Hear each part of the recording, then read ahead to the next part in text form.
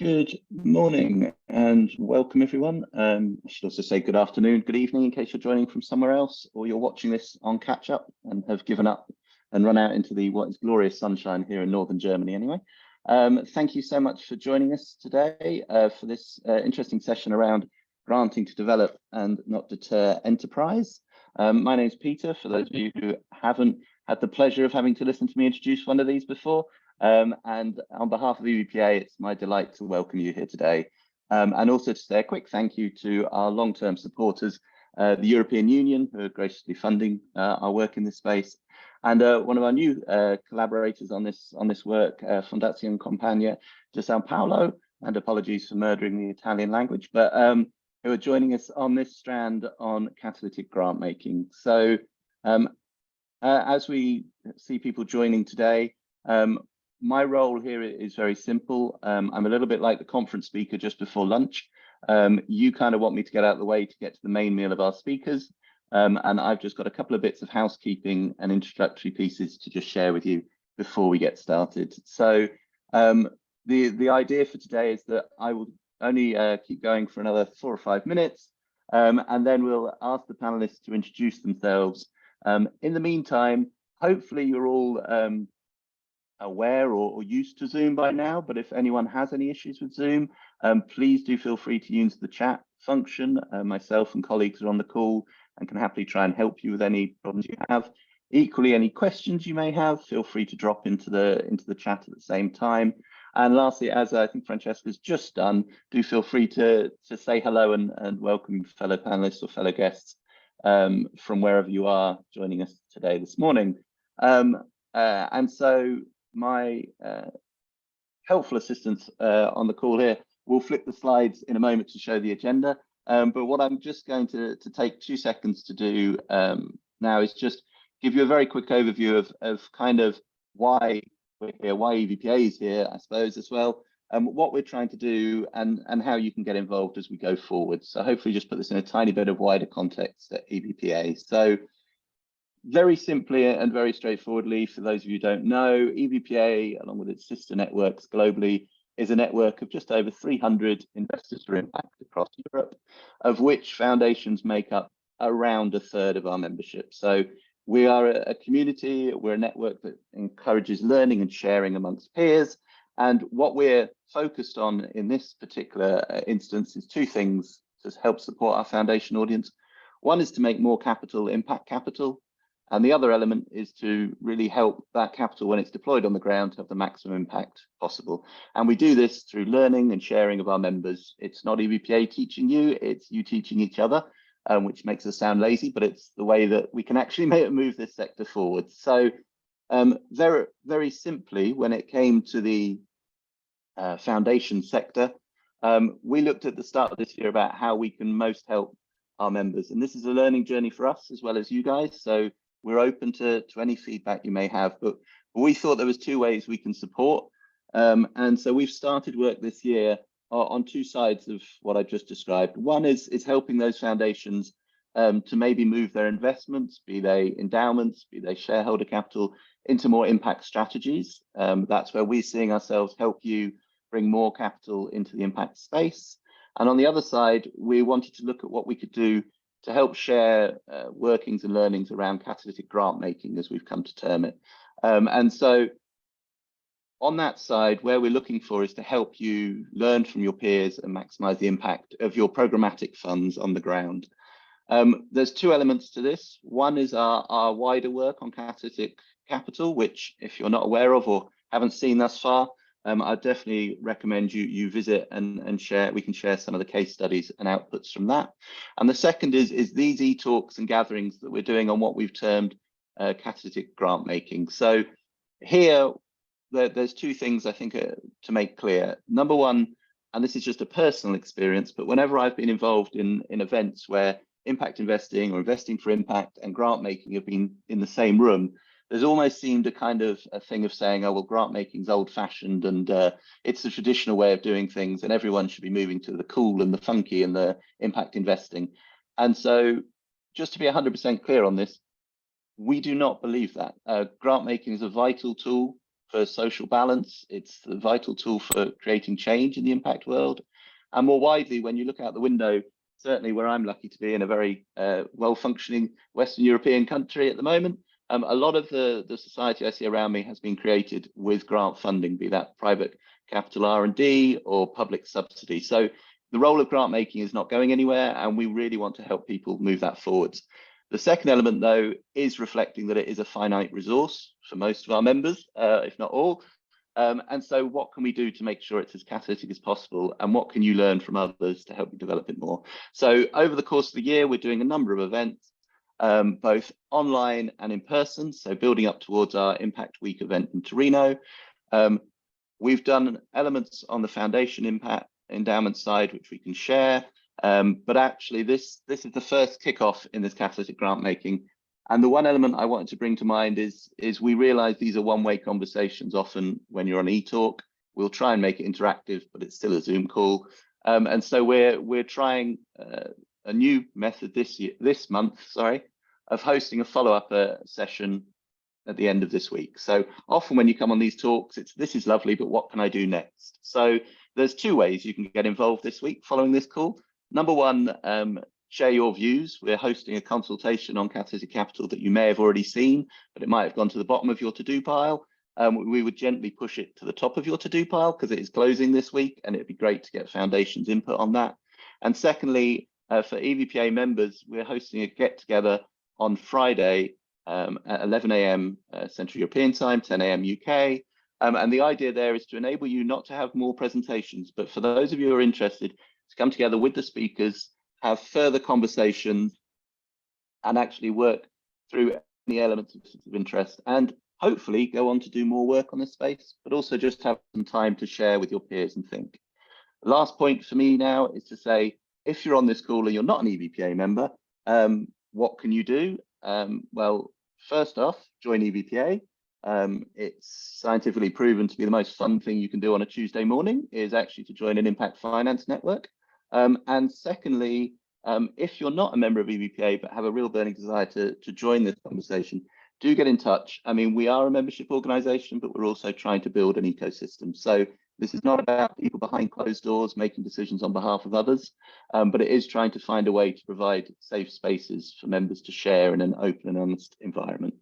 And with that quick whiz through what we're doing and such like that, I'd now like to actually move on to the body of this webinar today, and just ask our speakers to introduce themselves rather than listen to me again. And so I would ask Anna, if possible, to just kick us off with a quick 60-second introduction.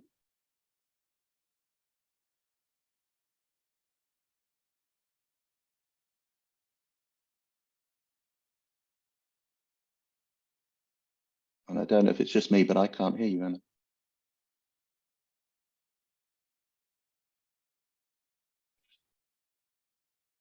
So just to show that we're live, you see, it's good. Maybe actually, Marco, could I ask you to just jump in, and we'll come back to Anna in a second. Yes, can you hear me? Okay. Good morning, everybody. Good afternoon, good evening. Hopefully not good night to everybody.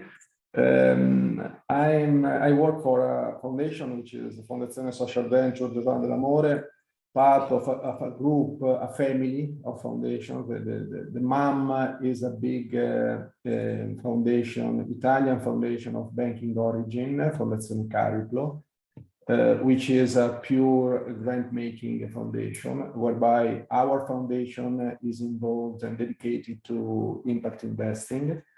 We sustain social enterprises with sustainable business models through capacity building programs, investment, so capital, and advisory services.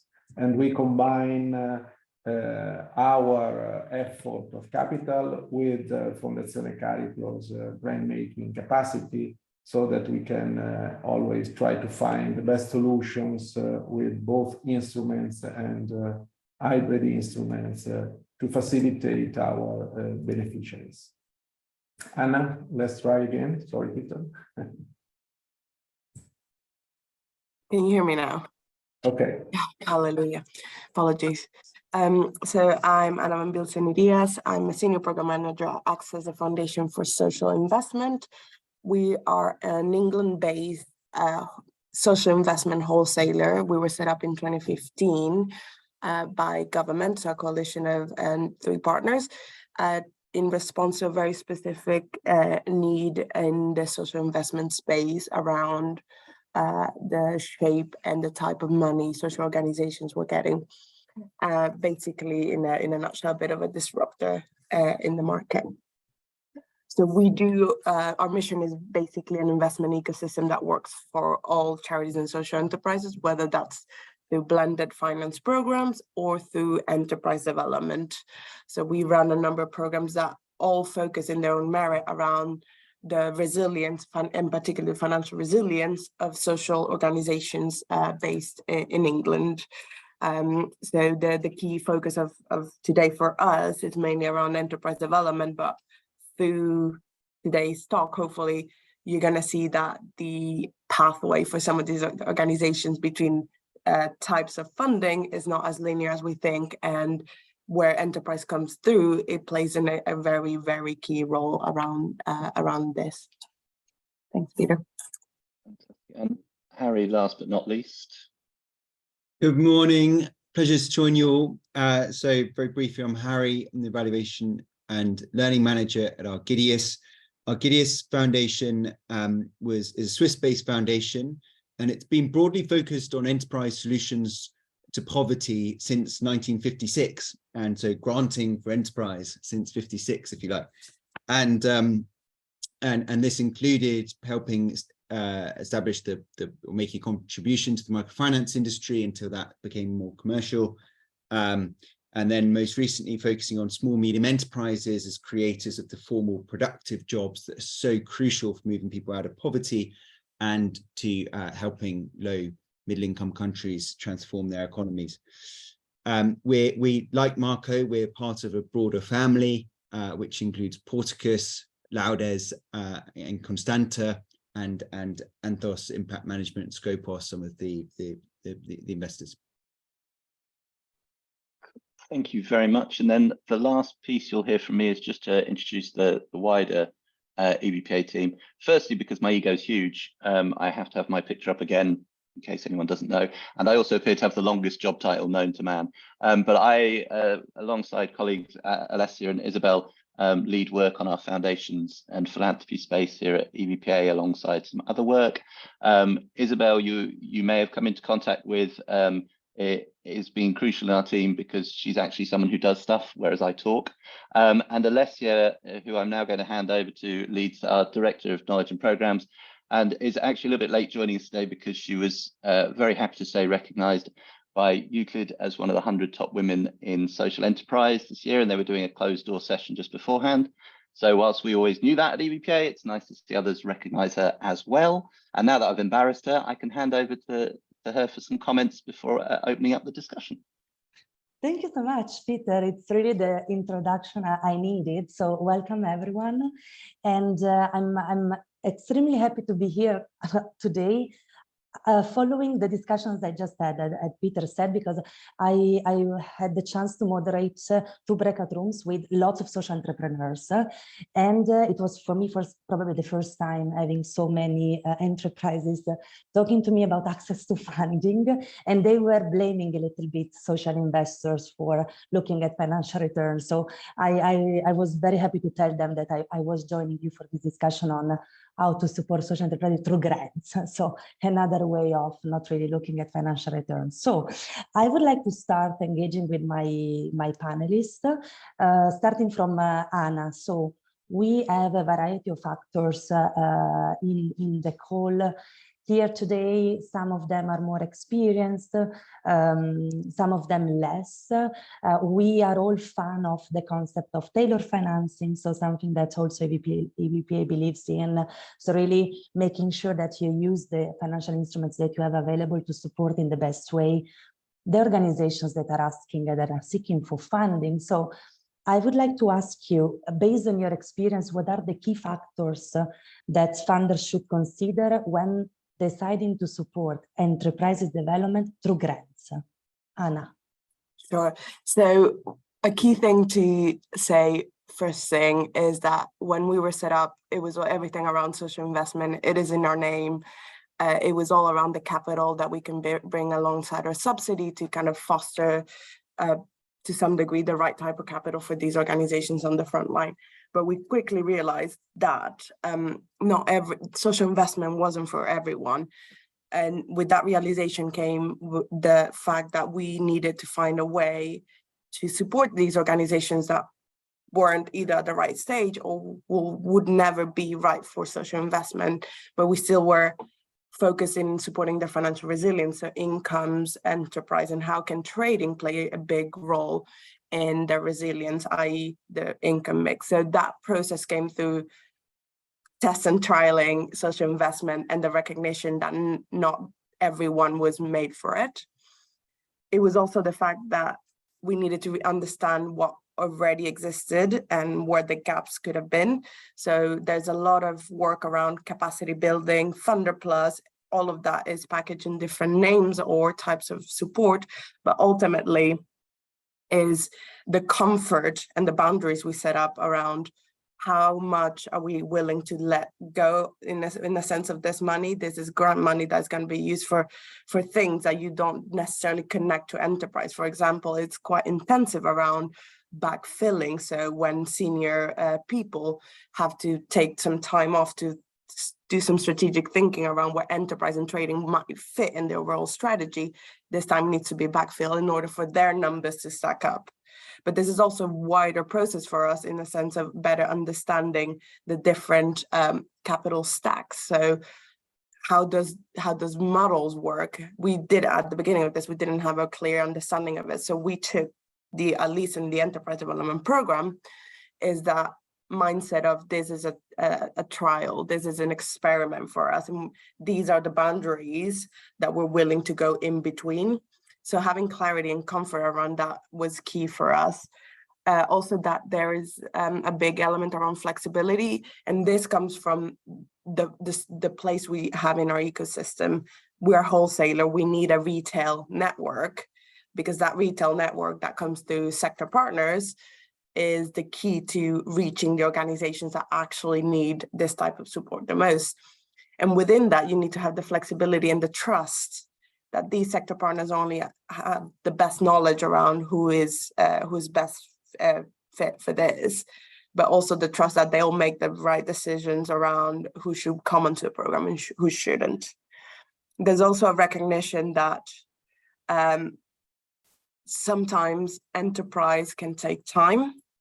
And so we need to have our usual way of understanding social impact might not be the best way to see enterprise, because this is a mindset shift. We need to, at least in England, when this program came to be, the enterprise development program came to be, we needed to recognize that whilst as funders, we saw a merit and a clear reasoning around why organizations in the ecosystem should have trading as part of their income mix. We were going through an upheaval of changes of funding streams from government to grant funders, with social investment coming to the mix. So not every organization in the ecosystem saw the benefits. So you're not only trying to bring in a new program with different names and different packages, but you also need to do a lot of legwork around how can we bring not only the funders, but everyone in the ecosystem in that journey with us. So those were some of the key factors we considered at the beginning, not all of them, and some of them have come from 5 years of running this program. And finally, that enterprise in the space doesn't necessarily always mean new or a new stream. So some organizations might have done this for a long time. So we needed to dissociate enterprise from the organizations need to put forward brand new spanking ideas that will revolutionize completely the sector. Sometimes it's just playing to the strengths of these organizations. Thank you, Anna, for sharing these key factors. And maybe going to Harry now. So building on what Anna shared, so considering your experience in partnering with business support organizations that then help businesses grow and generate impact, can you also share with us a few considerations to keep in mind to be successful, to succeed in this sense? Sure, thanks, Alessia. So I guess, well, it's always good to start off with, well, what are you trying to achieve? And then what does the kind of, what are the needs around, what needs to happen to move the space in which you're working towards that? And as Anna implied, you know, what's the landscape, what's the existing landscape look like? And then where might one play additionally? So where would, you know, your unique resources add a unique value? And in our case, this was, we looked at SMEs about 10 years ago. We'd done some direct investing in SMEs. We'd got stung a few times investing in Camel Seaman in Burkina Faso and various other interesting enterprises that are very difficult to manage from thousands of miles away. And I realized that we're not close enough to the businesses in the countries where we're interested to actually play a direct role. So for us, how could we work? How could we support the supporters of these enterprises? Often in places where, as an enterprise, you don't have much access to the requisite advice, networks, markets, or capital to grow your business. And so in different countries, we could see the gaps were in different places, and that informed our strategy in different places.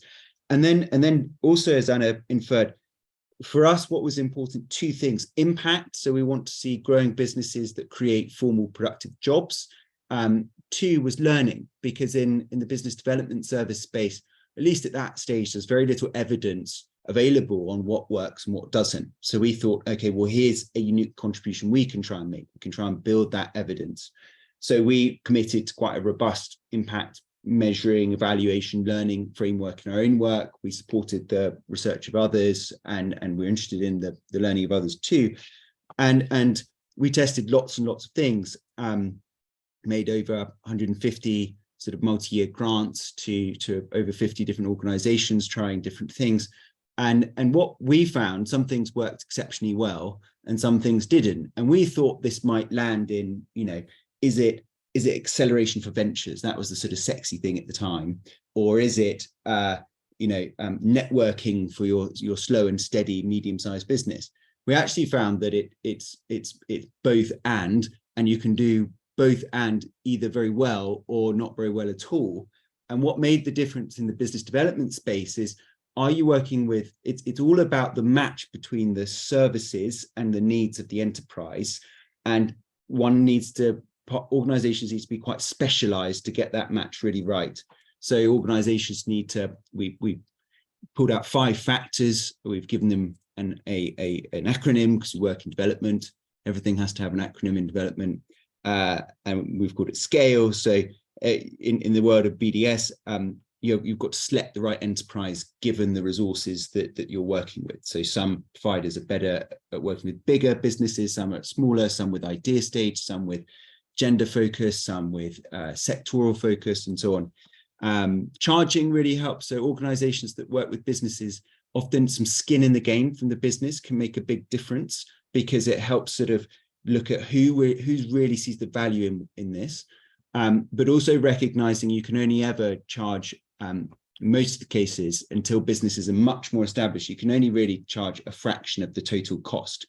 And this is true in Europe, where $250 billion is spent every year on supporting small enterprise, to America and other countries. So this is true everywhere, that focusing on what enables that business to address its problems at that moment. So, you know, we might assume financial management's a common problem. Well, that might not actually be the problem that's stopping the business at that stage of growth. So how do you work with people who have a process that enables the identification of the unique problems at that moment? Learning matters, so that you know, tracking a business is actually growing after this or not makes a difference. And then working, often, you know, this is a very, it's quite a young space. Lots of the organizations supporting enterprise young organizations themselves with challenges that are normal for any kind of new growing business or organization, and that they themselves have, they need to put in place good governance, good team, good strategy, and they might need help to do that. And so paying attention to the organizational development of the intermediaries is also really important. Thank you so much, Harry, and it's good to see how both of you, I mean, Anna and Harry, you are highlighting the importance also of learning. So it's really a process that then brought you where you are, and using the instruments and then the strategies that you are using now. So now I'm moving to Marco. So Marco, you have developed actually an innovative instrument, which is the impact grant. The name is cool, but we would like to understand a little bit better. So if you can tell us in a nutshell what this is, and also what was the rationale behind for you to come up with this idea and with this innovative way of supporting enterprises. Yeah, thank you, Alessia. A little bit of background, since we let's say the discriminant for us to understand whether a social enterprise falls in the Fondazione Cariplo's kind of field or ours is the sustainability of the business model. So we work only with sustainable enterprises, sustainable from a financial point of view, whereby Fondazione Cariplo, with a pure grant making activity, looks also at pure non-profit enterprises. Once we look at these companies, we first look at the team, at the business model, at the business plan, and usual things. And we try to understand which is the optimal capital structure for the company to sustain the development of the company and of the enterprise. And we see often the need of blended finance to develop and to sustain, in particular, in a very early stage, these projects and these initiatives. And we usually see the common grant, equity, and debt phases in sequence. But there is often the need to combine some of these instruments. In particular, there is in this field, in our view, the need to be extremely flexible, as Anna was mentioning, and to have a gradual commitment in our view. So grant could be extremely useful in a very first phase when there is a high risk for technology reasons, market reasons, or other reasons. And grant could become a way to reduce the risk rather than to increase the remuneration of the other investors or say capital providers. In this way, we don't believe that there should be a subsidizing effort coming from the grant, but more working on the risk. Grant could be a risk taker for in some phases of the development stage of the company, and could be even a way of building guarantee funds to support financing at better terms and conditions. So there could be a pure effect of pure grants or combined with equity or with debt to facilitate the attraction of other investors or to improve let's say, lower the interest rate of the financing. At the same time, we see in the Italian social enterprise space a huge issue in terms of capital, because there is a common presence of very thin capital and extremely fragile capital structures in Italian social enterprises. And the other element is that the goal, the impact objective is still something with, say, not always measured.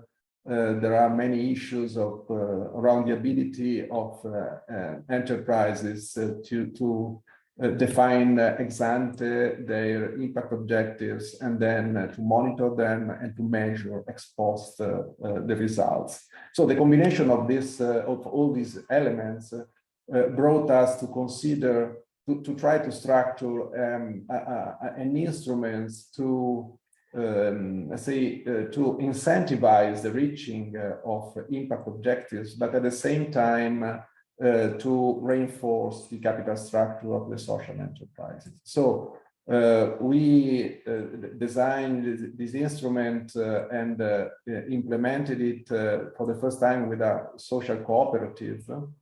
And basically we invested 300,000 euros in these cooperatives with in two different kind of shares. The traditional shares for 200,000 euros, and then so-called self-extinguishing shares for the remaining 100,000 euros.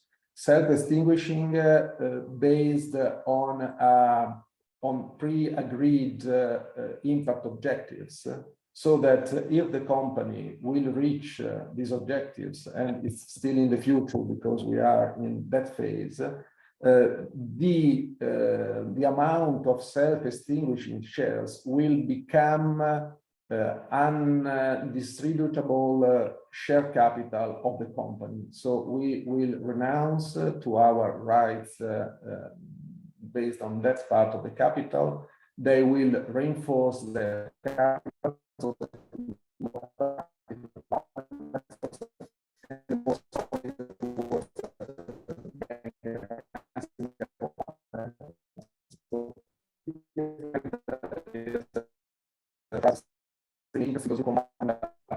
Marco. Quasi-grant. Sorry, yes, so we just lost you for a moment, but now you're back. Yes. Try again. Not really? Okay. Yes. So to conclude,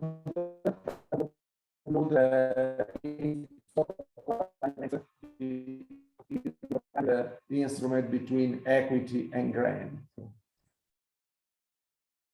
Let me, I try to close my video. Maybe now it's better. But 99% it was cool, and then we lost you just at the end. But thank you for sharing these examples and the practicalities. Maybe to go back to Anna and Harry, I would like to go back to something that Marco you shared. So this idea of using grants to reduce risks rather than subsidize other social investors, impact investors. I think that's when we think about grant making, many times we think about, okay, we give the grants and then there will be follow-on investors that will raise money, will have interest thanks to my grant. Is it something that happened to you, Hannah, first and Darry afterward? How would you address a comment such as this one, Anna? I think as Access, we were created because there was that recognition that the capital stacks, as there were, wasn't really working for social organizations on the front line. So us as a wholesaler of subsidy, our role is very clear that we are here to provide that layer of kind of either loss, like first loss layer in any kind of in fund structures or investments, frontline, directly making grants to the front line, or providing kind of admin operating cost subsidy to social investors. I guess the key challenge, and it's a fair one, the type of behaviors we're then creating completely understandable. I guess it's finding that middle ground between philanthropic capital providers and more kind of commercial investors. There needs to be a middle ground, but at the same time, we need to recognize that different capital sources can take different levels of risk and can adapt to different structures. So yes, at the same time, us as a provider subsidy, we recognize that that's our position. We're here to enable these fund structures, these capital structures to stack up ultimately. And in some cases, you might have more philanthropic capital providers alongside more commercial ones, but ultimately there needs to be some sort of, I don't want to call it silver bullet, but a bridge between two very different sources of capital at times in order for this to work. And that position needs to be clear. And I guess ultimately the capital provider, whether that is commercial or more concessional terms, needs to be comfortable with the position it's playing in the overall structure. And if we're ultimately about funders and capital providers, like semantics play a big role here. If our ultimate goal is about the charities and social enterprises and entrepreneurs on the front line, then it's more about recognizing that we're all playing a role within the ecosystem, within the overall system, and that at some point we need to recognize that our place within that ecosystem is very specific and we need to get comfortable with that position if our goal is actually to make that difference on the front line. Otherwise, it gets a bit more challenging when you take more position of a siloed position. And I guess that's a key challenge. And what we as Access try to collaborate as much as possible through network leadership approaches about who is best positioned. And we recognize our place in the ecosystem, and our comfort zone is our boundaries basically within that. Thank you, Anna. Harry? So, well, yeah, I think it's granting, its really effective role of granting is de-risking. I mean, at one extreme, one of the organizations, we provided nearly €1 million in grant to a commercial bank in Kenya, Kenya's largest commercial bank. And our investment committee said, are we comfortable doing this? And why are we doing this? But we were doing it because, and we made this argument to them and they agreed, because it's not easy to innovate when you're a large commercial organization. It's very risky. Heads will roll if you get it wrong. And the debt provision in Kenya of financial instruments is useless. It's not effective for what's needed on the ground. So in this case, women-owned businesses don't have collateral because land titles where they have them are in the husband's name or in family names. So this grant was to create a cash flow based lending product. It was to use and so it was a piece of financial innovation. But once that product started being rolled out in the pilot branches, it was designed in a way to be profitable because that's what it needed to be for the bank. It's now the bank's second most profitable product. They've rolled it out to over 40,000 women, over $500 million so far, and committed another 2 billion to it. So this, that was probably the most profitable, largest business in our portfolio, but a grant played a really catalytic role in the impact that we were looking for, which is enabling small businesses to grow and develop. It really filled a gap. And then at the kind of smaller, earlier business lens, we also see it, they play a key role. So again, in Kenya, diagnostics company, navigating Kenyan regulation, getting a clinical study set up and run. This all requires some really kind of flexible capital. We did that through a partner through on-granting. I think the lesson learned was that, and the lesson that partners now taken forward is to actually have a kind of convertible option, because some of the businesses they've granted to have done fabulously well. And in that organization's case, it is feasible to convert to equity at a certain moment, and that will help their own sustainability to be able to do this more and more in Kenya and in East Africa where they work. And then just very finally on de-risking, we've seen that non-financial support plays a really important role, and non-financial support, especially in the earlier stages of a business's development, it's really, when it works well, it really helps businesses land on a better business model, so they become more investable. That then they can then play in the finance market. They can then access products in that market when their business gets to that stage. But often they need advice to make sure, are you focusing enough on your margins? Which products are profitable? You might have a soft spot for certain things, but what's actually going to enable your business to go and expand and do what you wanted to do?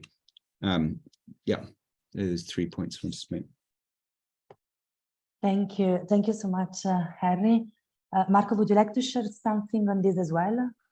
Yes, please raise your hand if you can't hear me anymore. Okay, just few things. I fully agree on the flexibility issue. One of the main problems when financing this kind of initiatives we have is to have partners, say other capital providers, which are not flexible as we are. We have the luxury of having our own endowment, so we can be as flexible as we want.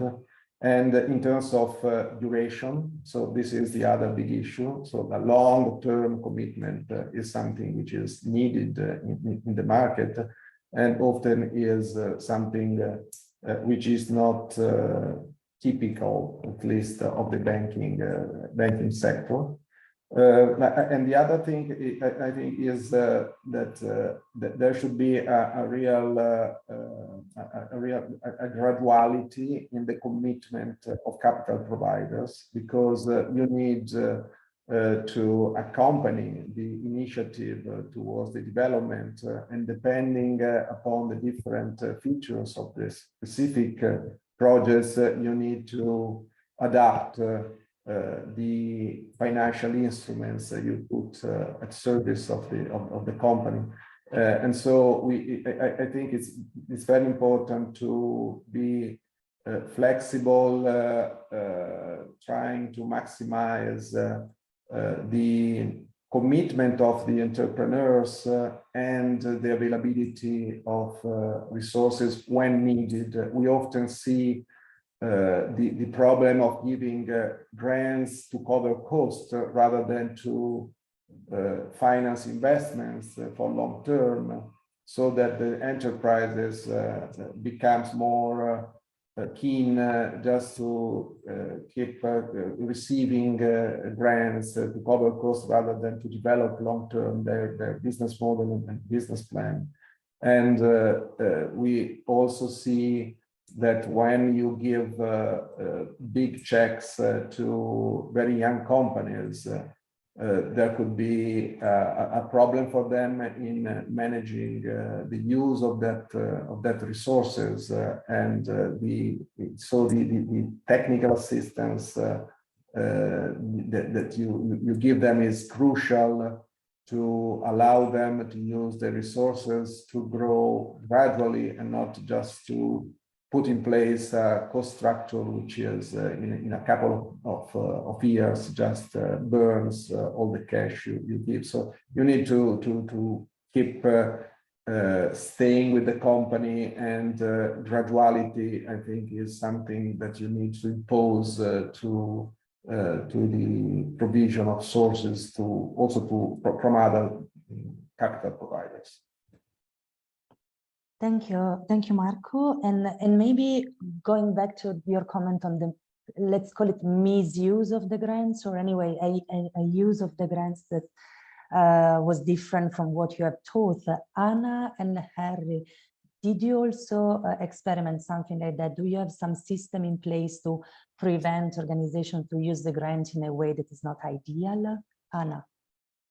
I guess this is going back to my initial point around flexibility and our understanding of enterprise. For example, through the enterprise development program, setting up some of these packages of support for social organizations on the front line, it was around building milestones and specific incentives on how that grant could play a role in furthering their trading income or their enterprise mindset. Sometimes due to external factors, those milestones or the enterprise idea wouldn't change. And I think our mindset was more of, if this idea doesn't go forward, or this grant is not used in the same way as we originally thought, what is the new idea behind it, or what's the new application? Can we shift the milestones? Because the counterfactual, i.e., if the organization didn't go ahead with the enterprise, what we needed to understand, what would be the counterfactual, that what would be the downside of that organization not being able to continue with that. I think it's also a recognition that ultimately we want a sustainable and resilient social sector, and sometimes our perception of how that idea might go forward and how that organization might develop enterprise might change, but at the same time, that organization is the best place to tell us what that package might look like, how the model works. Of course, we're here to provide that critical element to enable enterprise to go forward, but at the same time, we need to recognize that our grant might not be applied in a very innovative way. It might be very straightforward, very resource intensive, and at the same time, that is playing a crucial role in enterprise. But in itself, the grant and how it's structured, it could be really basic. So ultimately, it was about how much trust we put in our sector partners and the frontline organization in utilizing the grant in the right way. Of course, if we're talking about fraud or unlawful use of around state aid and subsidy control, that's another story. But when it comes to the application and use of the grant, ultimately it was our understanding of what could happen if that didn't go ahead, because we were being uncomfortable with the new application of the grant. Thank you, Anna, for explaining us how you see actually enterprises benefiting from your grant. Henry. Yeah, I mean, just a couple of examples picking up on things Anna's already talked about. One is the strategic alignment. So we've had cases where we've gone through due diligence with organizations, we've provided grants to contribute to their aim of doing something, and then they change direction. Now, we invest a lot of time and effort in that process and building trust and building the relationships. So often, usually we're involved in any conversations like that, and that can be a conversation. Sometimes we've had organizations who have just gone off and then turned around and said, we've changed strategy, we're doing something else. At which point, if a conversations can't reconcile the strategies, then we have disengaged. And like Anna said, this kind of milestone-based funding is really important, so that when you're providing your grant, you're not just giving a large amount upfront, but that you're looking at, okay, well, what are we trying to achieve with this partnership? What would success look like at different stages? And how do you disperse in a way that doesn't kind of disrupt what they're trying to do? Because it can, if you're slow to deliver money and so on, it can really hamper what your partnership can achieve. But also it is a really effective way of making sure you can have conversations at key junctures to make sure that you're still on the same page. So I think that piece is key. I mean, out of over 150 grants we've had, I think one instance of fraud involving our funds, one where there was an instance of fraud with funds beforehand, and both of which, interestingly, with organizations which were themselves on granting. So they were handling cash. And so we've learned, especially with those kind of organizations, to interrogate financial controls a lot more deeply. And the third piece is just kind of some organizations which just where there's sort of governance issues in terms of, you think you're building to a bigger picture, but the organization isn't really progressing. And you know, as a partner, we try and help the organization develop, but it's really important to build in this organizational structure, especially for early stage organizations, that will hold the kind of leadership person or team to account and provide something of a kind of sparring partner for them. So, you know, governance, financial controls, and milestone-based funding are three things I'd point towards. And if I made one final one, which is when we started, you know, as I mentioned, it was a young space, this non-financial support, and lots of international sort of generalist international NGOs were kind of dipping their toe in. They might have fairly dynamic people working there who saw this as an interesting place. But we have found a number of times that those partnerships haven't worked out because the culture is different. So enterprise, and I differentiate, you might work with social enterprises in the non-financial space, you might work with business-focused NGOs, but the more generalist international NGOs, we've actually had programs which have basically fallen apart because the people who kind of get it leave, and then it sits in a culture which generally is a bit kind of skeptical and is more interested, you know, say with the farming business or an agricultural business, they're more interested in, you know, farmer incomes, which is well and good, but if the business isn't growing and developing and improving, then actually that access to market for the farmers disappears. And so we do see we've had challenges with international sort of generalist international NGOs.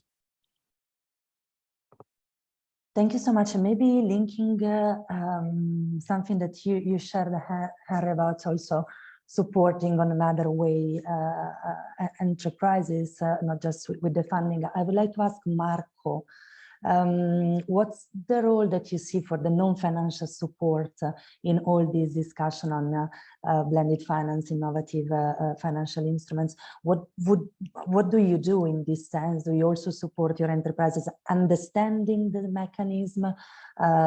You support them alongside giving them the money? Can you share a bit more?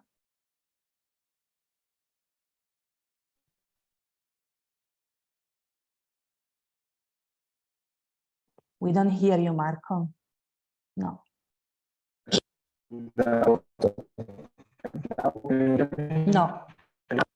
No, it's broken. Yeah. No. Now better, yes.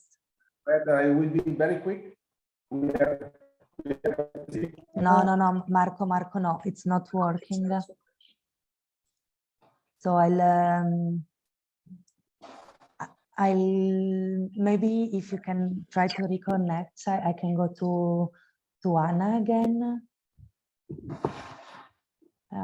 We will wait for you in a few seconds, Marco. So Anna, yeah, maybe anything to share on the non-financial support, and then since I'm getting questions here and there, I also would like for you to tell us how do you ensure that social enterprises don't become dependent on grant funding? You are muted, Anna, I don't hear you. So this is a conspiracy against my questions, I think. So no, so I'll give you a few seconds. Harry, and it's amazing, guys, because it's the first time that I'm running this in Zoom rather than go to webinar, because Peter pushed for having Zoom, but it's not working. Can you hear me now? Yes. Sorry so go ahead. Yes. So for the Enterprise Development Program, the non-financial support, i.e. in this case, we talk about non-grant element, was basically we developed a bespoke approach to it with a general overview that through the program organizations will get a number of things, key elements being peer network, so other organizations in the same sector or same models that they could talk with in terms of failures, successes, and just share anything that they would need at that stage. There's also an element of kind of cohort-based learning. So the sector partners will put together a package of key learning training elements that organizations within that space or within those models needed. I'm referring to things like pricing strategies, business planning, marketing, and so on. And then there was two further on elements which were very specific to individual organizations around if there was an identified element that single organization needed, then support provider around that. And then on top of that, we recognized that financial management was a key foundation when you're trying to either set up or grow an existing trading idea or enterprise idea. So all of that together creates that package of support. And this is what I meant by resource intensive. This is a lot of work that needs to be done when an organization is trying to set up or scale their trading. So, and that is also the case for organizations looking for investment. There's elements through investment readiness where organizations are just on the cusp of getting to an investment committee, but the crucial element, the cash flow forecast is not there. They need that support, and that tends, at least from us, to come in the form of a grant for consultants to come in.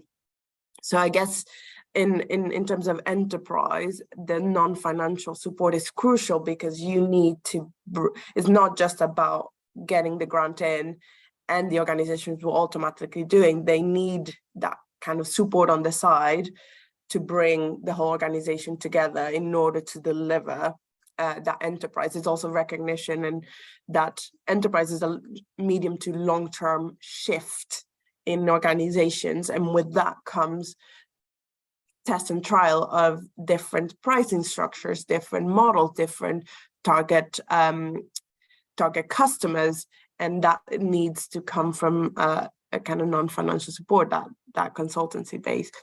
And in terms of ensuring, I guess you're absolutely right, Alessia. Sometimes we think about grant-making enterprise as kind of complete opposite ends of a spectrum, but through the enterprise development program, we tried as much as possible to avoid that over dependency on that grant element for the enterprise. So that's where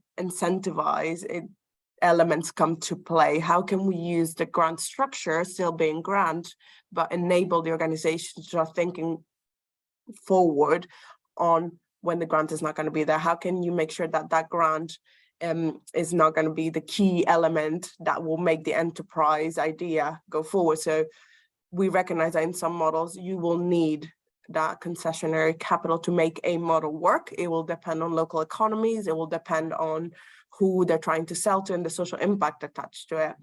But in some other areas, let's say where the grant element is being used to bring on board, let's say, a business development person, that will in the long run bring contracts or bring customers. So what we had tended to do is how can we taper off that grant element so it's not covering, it gives the organization time to take off and take that idea off and bring income to cover for that role, without meaning that they will just have that cliff edge at the end of the, let's say, 12 months. So through incentivizing grant milestones and other elements, we have managed as much as possible, because we recognize in some cases it's done the exact opposite. We try to manage that kind of negative incentives around grants. Thank you so much, Anna. In a nutshell, maybe Harry and then Marco, I think you are back. So would you like to comment on what Anna shared, on share your final thoughts on these either dependency on over dependency on grants or no financial support?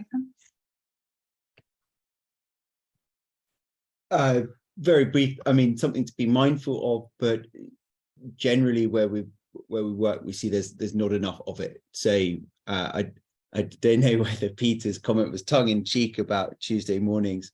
This is the way to be scientifically happier.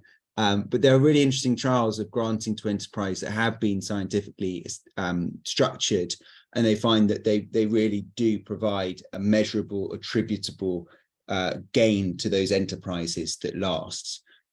So, you know, grants do work in general when they're applied, and yes, there's ways to do it well and less well. And same with non-financial support. We've got a recent look at what's the sort of economics of non-financial support in the agri enterprise space.